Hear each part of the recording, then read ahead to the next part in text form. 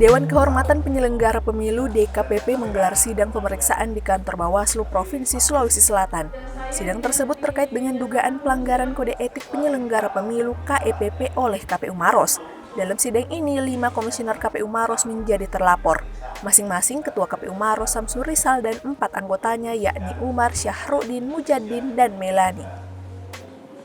Sidang ini merupakan buntut dari aduan seorang warga bernama Fadila Amalia. Dalam laporannya, kelima komisioner diduga melakukan pelanggaran etik dengan lolosnya salah seorang tim sukses pasangan calon menjadi anggota PPS. Sebelumnya, Fadila selaku pengadu pernah melaporkan kasus tersebut di Panwascam Turikale, Kabupaten Maros pada tanggal 24 Maret 2020. Namun salah seorang dari kandidat PPS yang juga diduga tim sukses salah satu paslon tetap dilantik menjadi anggota PPS. DKPP pun masih memproses terkait laporan tersebut. Dari hasil sidang hari ini, pihak DKPP masih merampungkan seluruh keterangan yang ada.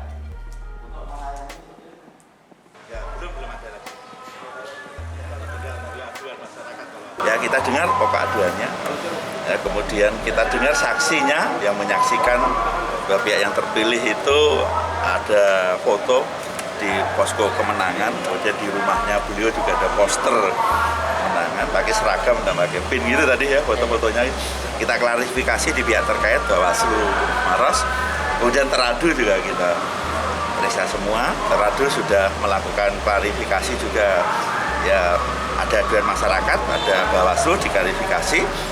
Kemudian setelah mau pelantikan dari KPU Provinsi juga memberi rekomendasi diklarifikasi, ya. Itu langkah-langkah ini. Dari Makassar, Suparman, Fajar.co.id melaporkan.